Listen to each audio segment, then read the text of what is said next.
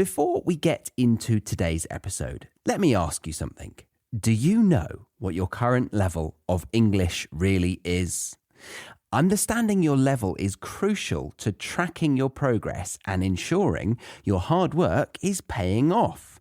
That's why I've created a quick and easy English level test that you can take right now for free. Find out your level instantly. Just head to the britishenglishpodcast.com/testme or check the link in the show notes.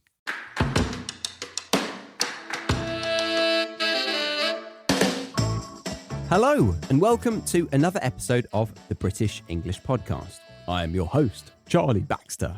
And today we have a delightful conversation with a teacher called Tristan that I look forward to sharing with you. But before we jump into the conversation, imagine this. We start in the cobbled streets of London.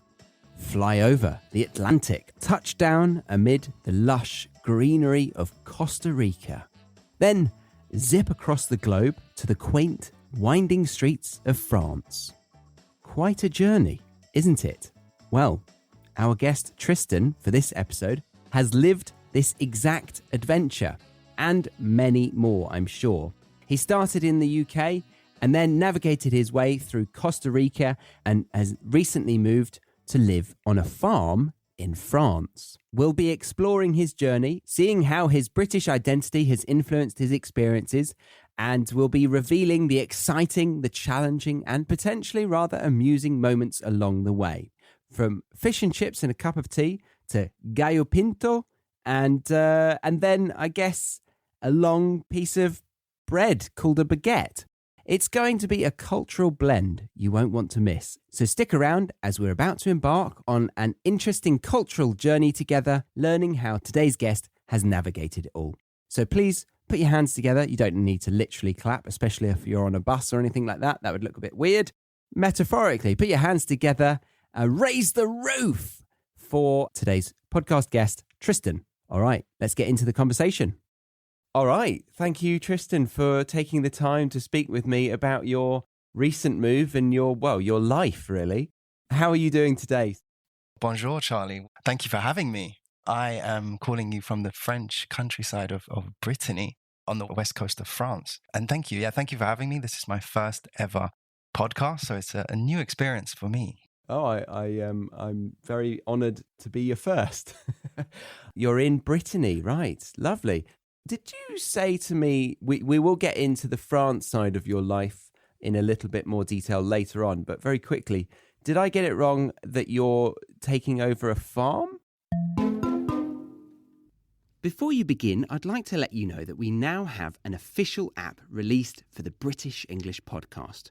You can now listen to this podcast on the new app and get all of the learning resources along with it. And for those of you who are just listening on your favourite podcast app, then I've got a present for you.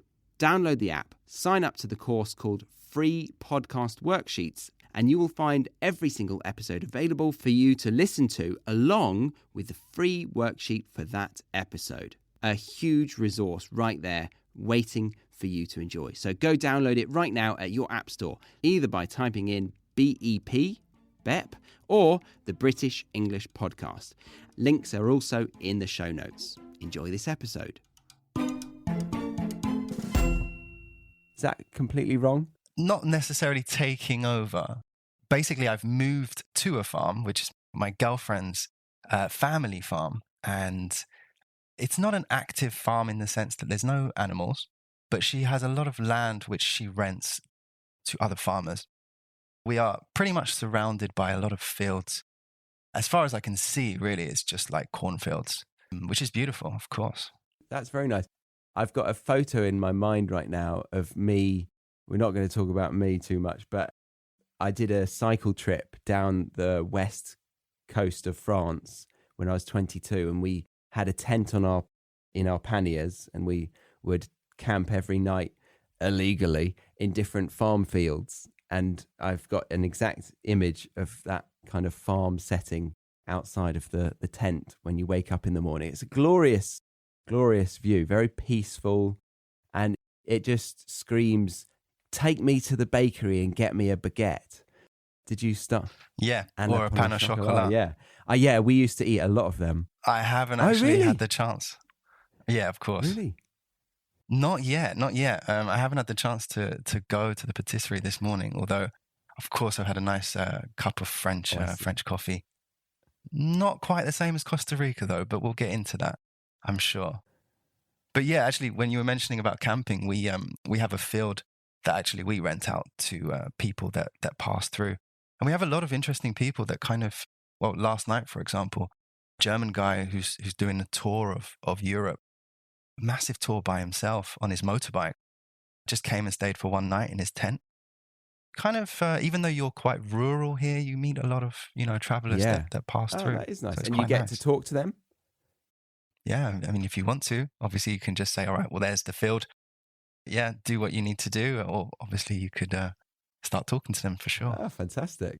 Okay, that's where you are at the moment, and we'll circle back to that towards the end of the conversation. Yeah. But yeah, let's go with telling the audience a little bit about yourself and what made you decide to pack your bags to Costa Rica to begin with. I was born and raised in northwest London in an area close to Wembley Stadium, which is our national stadium. And I was working in a pretty standard 9-to-5 job in a boring, pretty office setting. And that was 5 years ago. And I realized, okay, do I want to do this for the rest of my life? Or should I try and find something else? What was the job? It's interesting, actually. I mean, I said it was mundane or boring, but I was a probation officer. Oh, right. Wow. Yeah. Shall I explain what that is? Yes, Okay. Definitely. Maybe some people have seen it in films, like American films. They call it like a parole officer, I think.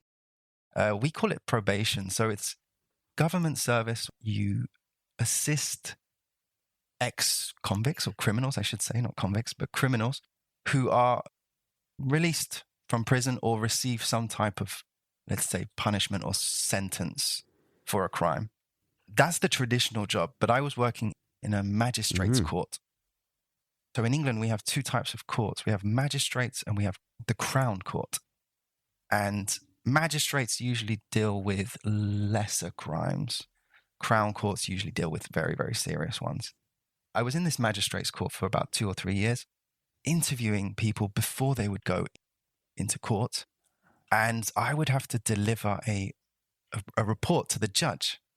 So I would have to stand up in court and basically say, well, this person has a lot of problems, or maybe he doesn't have any problems, and, you can give him a break, just give him a fine. But obviously there are guidelines you have to follow. And that was difficult for me because I'm not a great public speaker.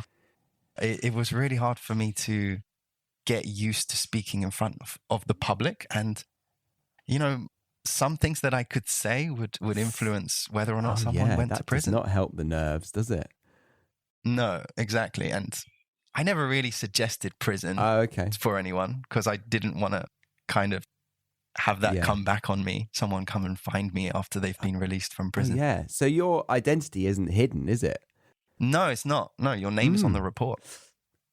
It's a big responsibility, but, day-to-day tasks were pretty boring after a while. And I was in the office one morning and I decided, all right, I need to travel. I'm 25. I was 25 years old. Sorry to interrupt, but 25, that's still quite young to be given that responsibility. Was it the normal age for people in your position? I was definitely I was the youngest at the time. I started in an administration position and then I was kind of promoted. Yeah, I think it was relatively not unheard of, but I didn't pave the way for the younger generation of probation officers. But after that, I realized that they started accepting more younger people. So I don't know, maybe I did. Now there's a whole new generation of probation officers, thanks to me. Well, that's something that you can be confident in knowing all the way through your life, perhaps. Have you ever wondered if you're making real progress in your English learning journey? Knowing your level is the key to recognizing your improvements. I have a fantastic tool for you, a free English level test that gives you an instant result. Take a few minutes now to discover your level and continue your learning journey with confidence. Visit thebritishenglishpodcast.com/testme or click the link in the show notes to find out your level of English today.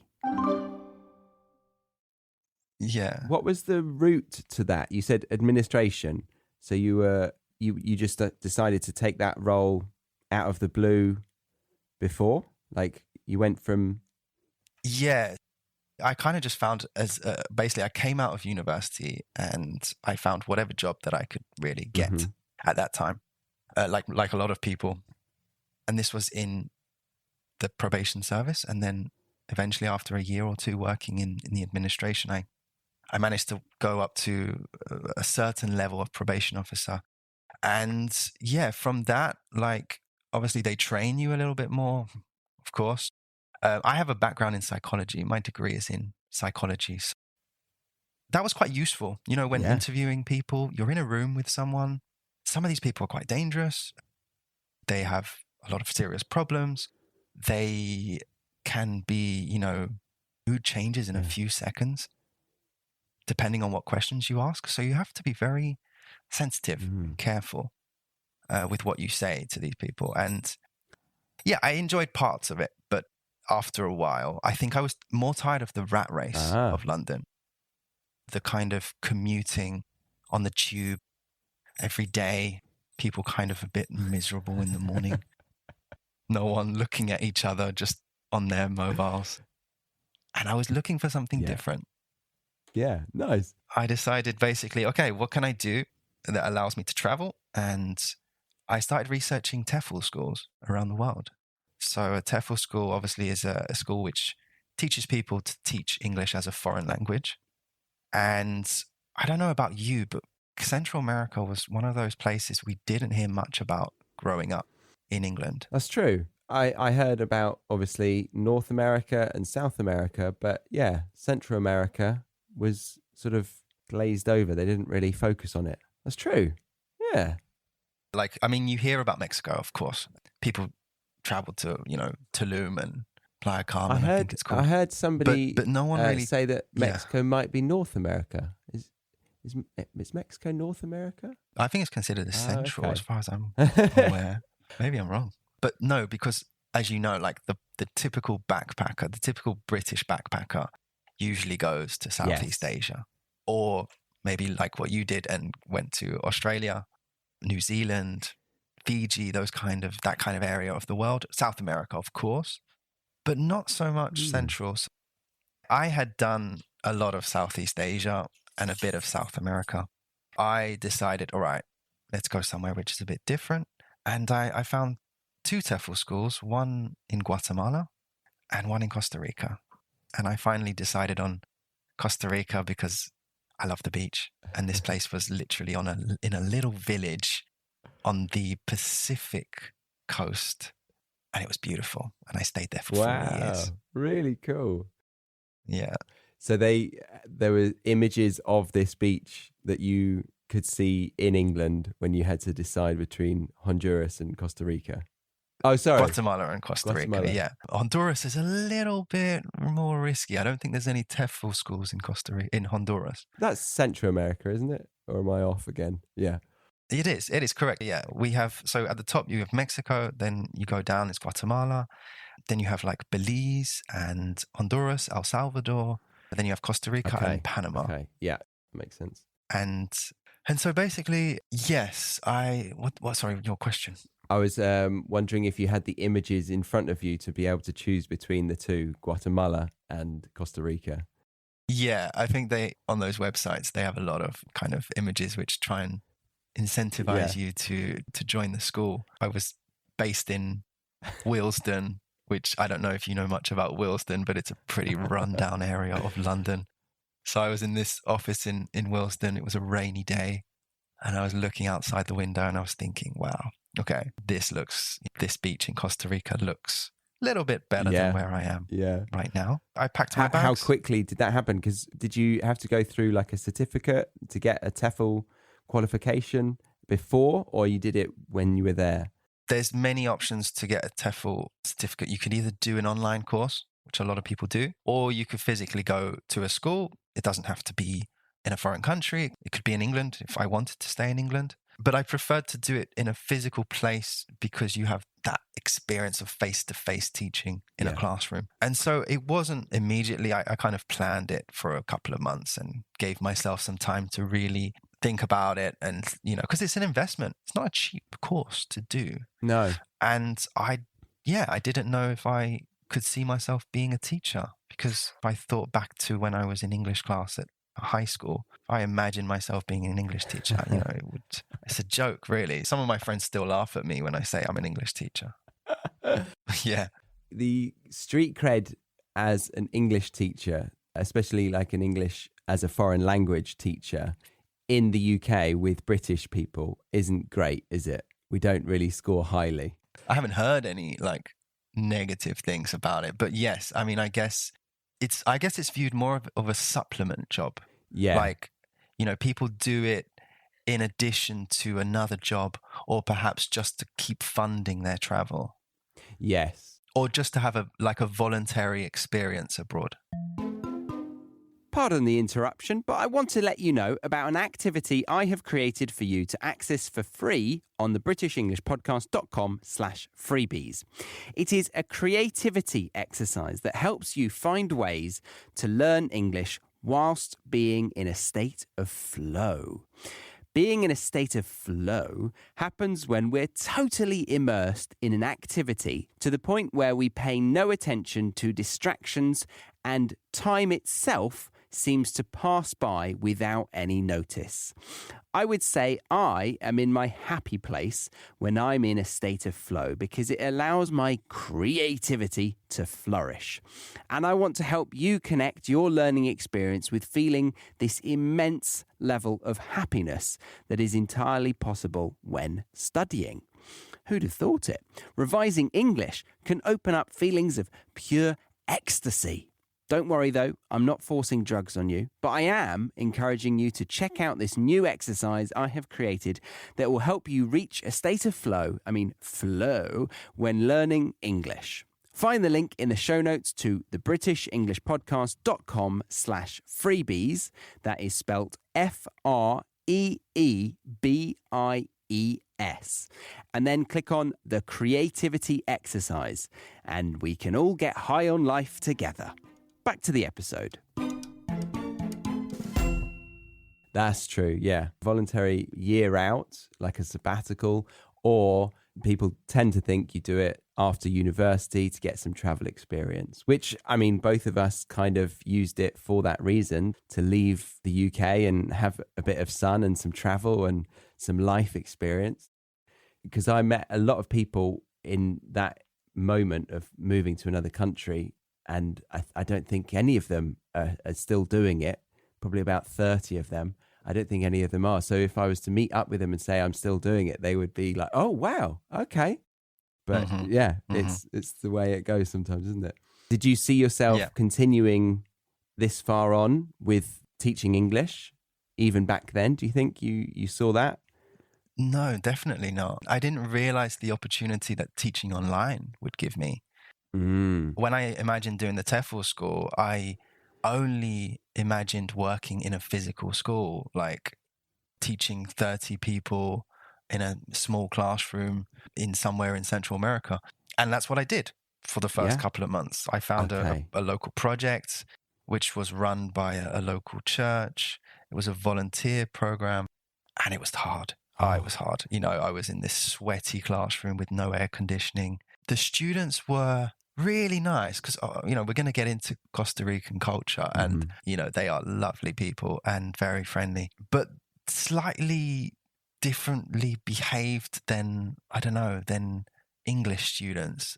Yeah. I don't know, because I haven't had experience teaching in an English school. Difficult for me to compare, but a lot of it was classroom management, getting people to shut up, basically, and stop talking.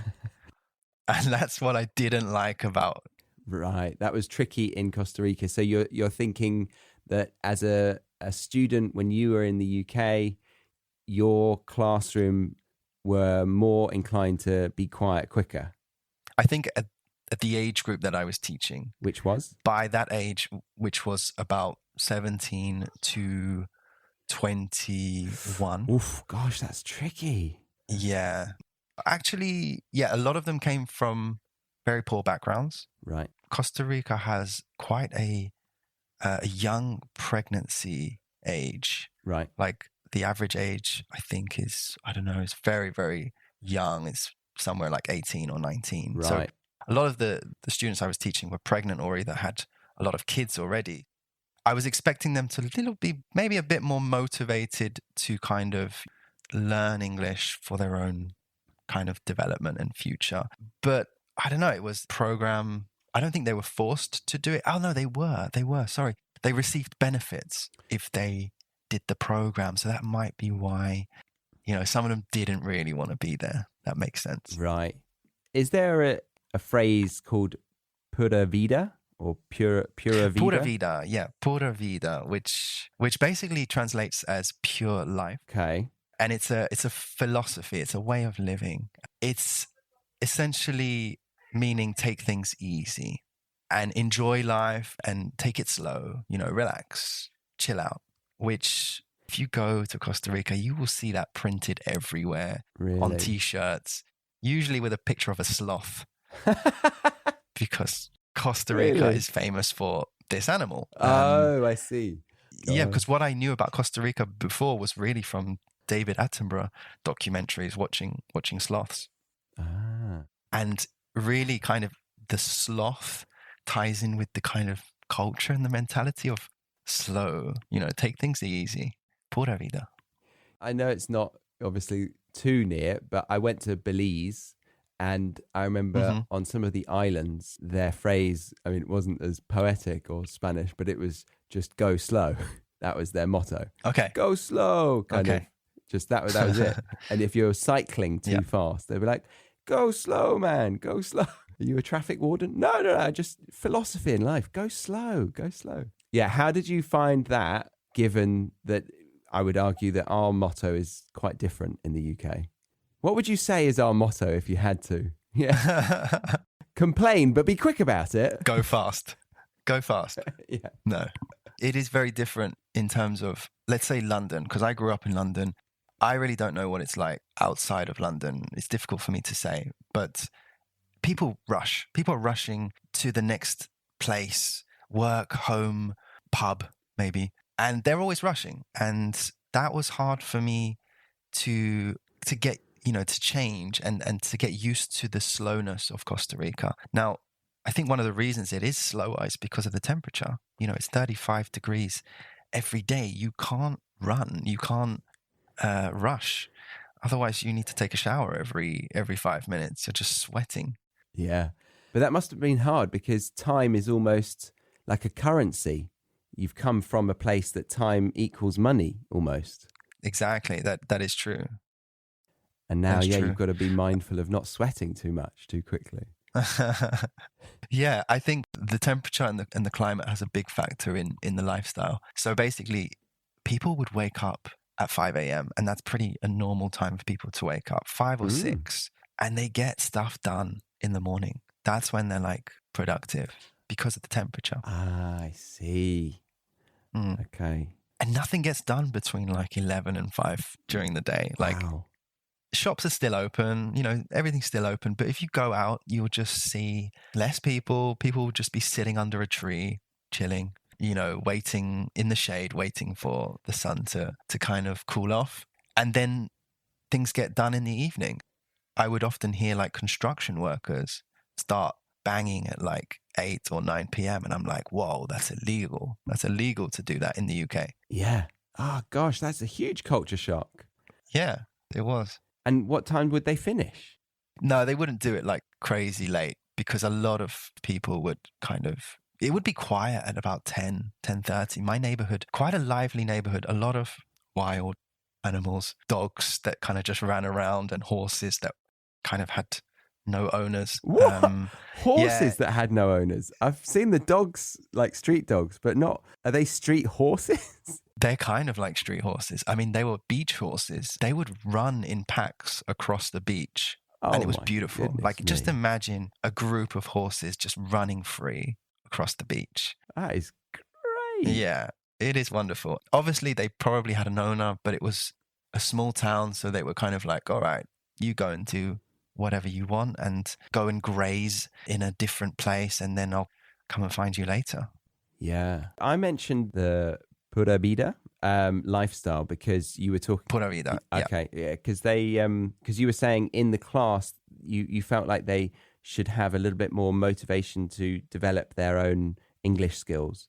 But would you say that maybe their focus is that their priorities lie within family and enjoyment over work?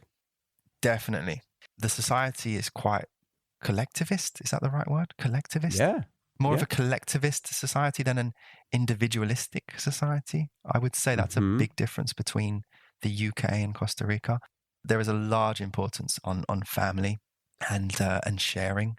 And so, yes, like a lot of the expectation maybe for younger people is different in Costa Rica. I don't know, maybe the ambition is a bit different. It's not so materialistic. It's more about kind of like the simple life, basics, you know, having a family, providing for your family, but not, you know, not trying to earn mega bucks. Yeah. But it depends on the individual, of course. Yes, always. But it's a hard one to get your head around coming from where we come from because it's not like America quite, like chasing the dollar all the time, in my opinion, for some people. But we're definitely encouraged to push hard with our career primarily, and then that will support a family in the future. But it's completely it sounds like the reverse in priorities. I think they do obviously have ambition to provide like anyone would. But like you said, like in the UK and from my group of friends, I could see that a lot of people were chasing a beautiful house or a beautiful car or a lot of materialistic things that they believed would make them happy. But in reality, all they needed was a nice job, good family, and the basics in life, you know, food, shelter. And that's what I think a lot of people in Costa Rica achieve very well. And that's why it's one of the happiest places to live in the world. And it's been voted like it's always maybe not top now anymore, but maybe second or third on the list of happiest places to live. Right. And I don't know if you've ever heard of blue zones. No. A blue zone, there's about 6 or 7 blue zones in the world. Right. And basically a blue zone is where people live longer and they have a higher age expectancy. Oh. I believe that one of the other areas is California, Sardinia in Italy. There's a place in Japan, one island in Greece, I think, and one area of Costa Rica, which is actually the area I was living in. Uh-huh. And you can only get, let's say, this status of being a blue zone if you match certain requirements, being that they have a high level or a good level of diet, you know, nutrition, low levels of stress, good sense of community. These types of factors all tie in to actually living longer. It's proven, you know, scientifically proven. And that was really interesting to see that. Yeah. In effect. Blue zone. I've never heard of that. Yeah. So it's not just getting a blue pill if you live in there and it gives you a longer life. Not quite. Those are nice attributes towards getting blue zone.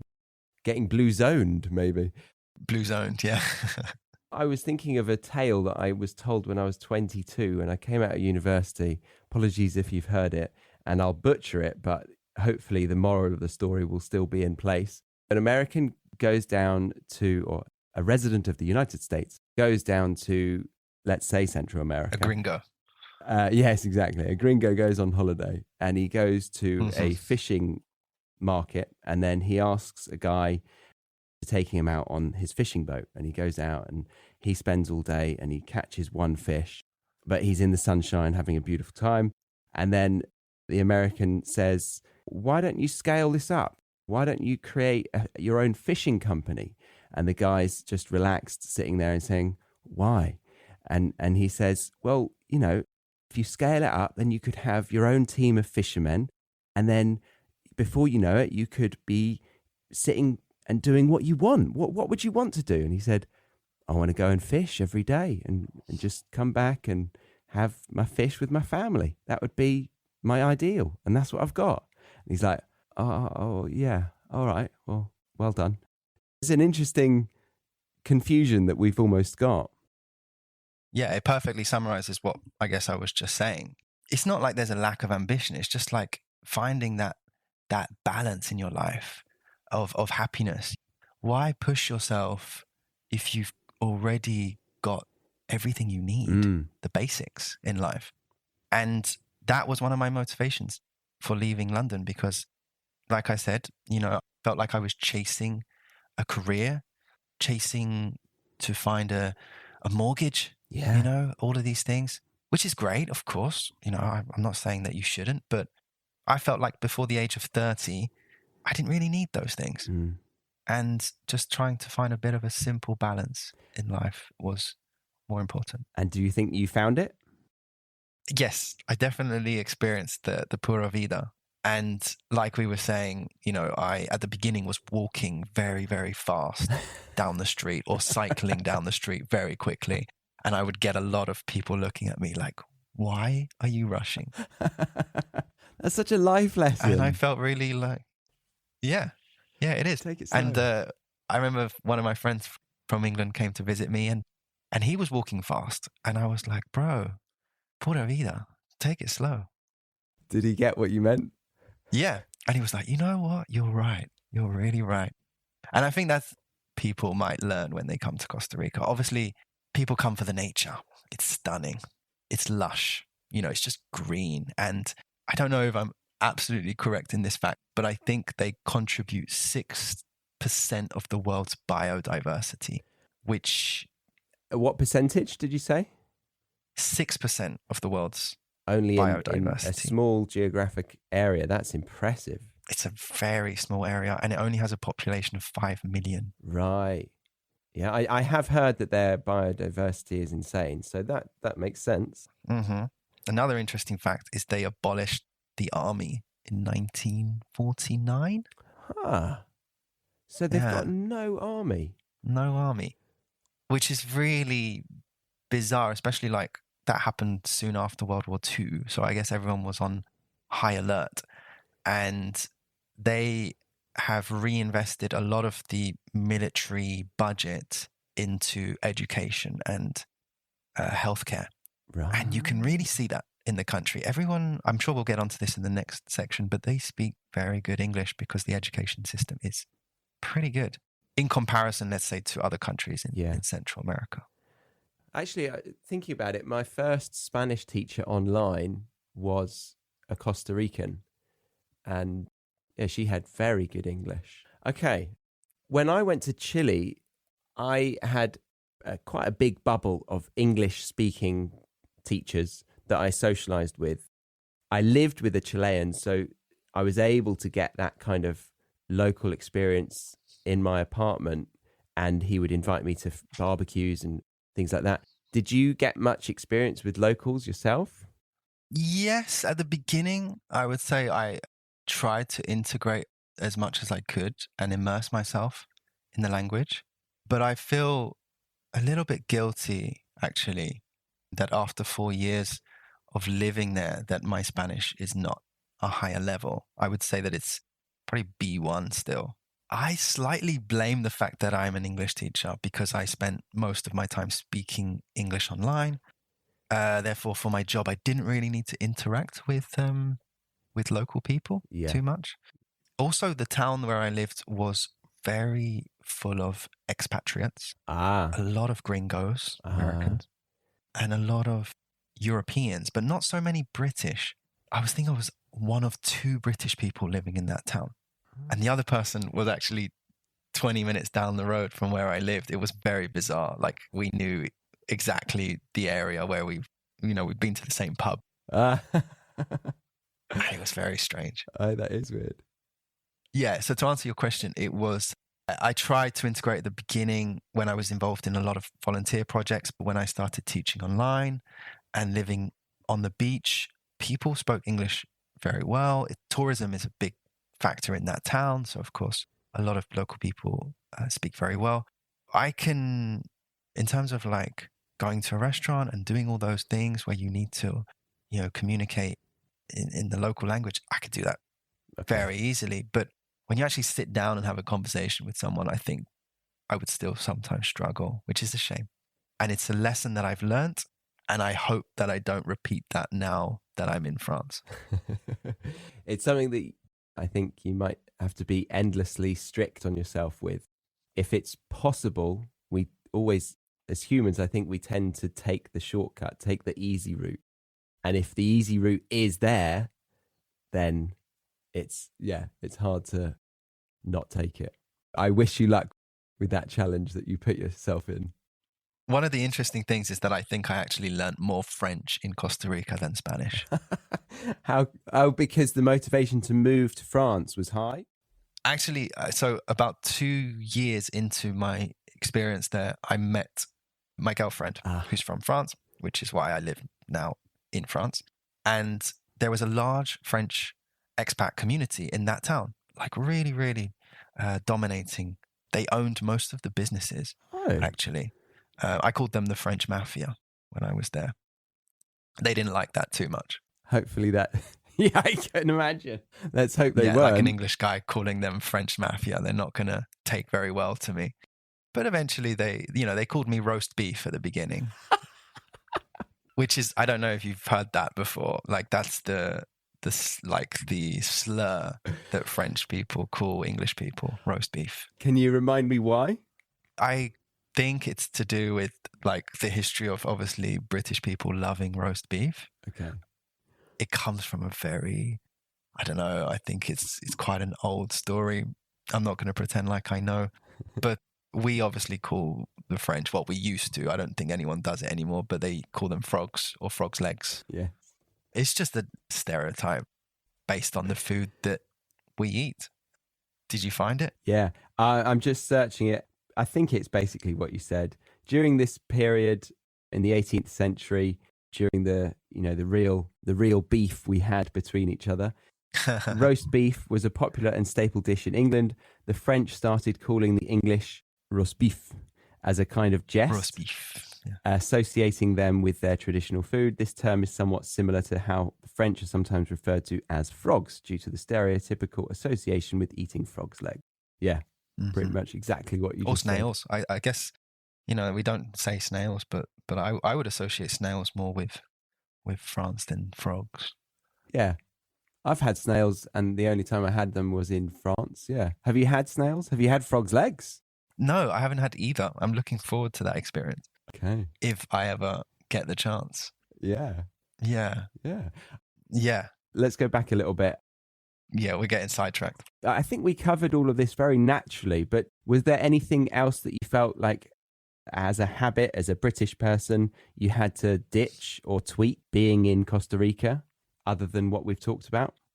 Not so much, I don't think. Maybe, yeah, just in terms of like, it's not really a habit, but to get used to the fact that the seasons, the daylight savings, there wasn't any daylight savings. So basically, Costa Rica is just above the equator in the center of, can you say the center of the hemisphere? Does that make sense? Southern hemisphere. It's just above the equator in the northern hemisphere, maybe. Exactly, right. So the time of sunset and the time of sunrise does not really change throughout the year. That's strange for us. Exactly, because now that I'm living in France, like for the last 3 weeks, I'm finishing work at like 10 p.m. and it's still light. And I'm like, what is going on? It's like very disorientating for me. That was hard to adjust to. And it feels like the days are much shorter. So you do have to wake up early and staying hydrated, I guess. You just sweat so much just to drink tons of water each day just to get through the day. Now that you're in France, obviously it's a bit hotter when you've moved, but are you enjoying not needing to drink as much? It's actually like the perfect time for me to move because it's not such a culture shock in terms of, well, not culture shock, but weather shock. Yeah. Climate shock, we could say. Yeah. So that was the actual motivation for moving in the summer, the Yes. European summer. Also because I brought a cat back from Costa Rica.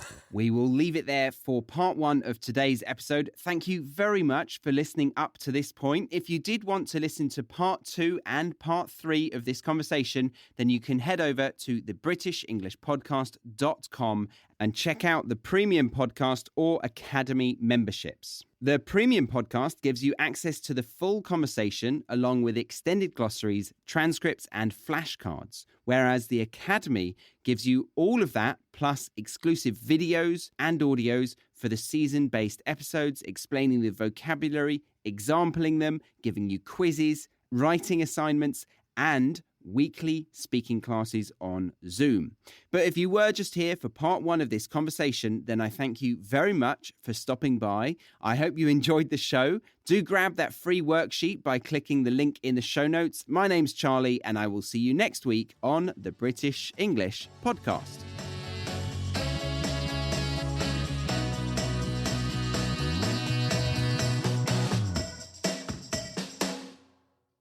Thank you for listening to today's episode. Before you go, make sure you know where you stand in your English learning journey. I've created a free English level test that you can take right now to find out your exact level. It's quick, easy, and gives you instant results. Head to thebritishenglishpodcast.com/testme or check the link in the show notes.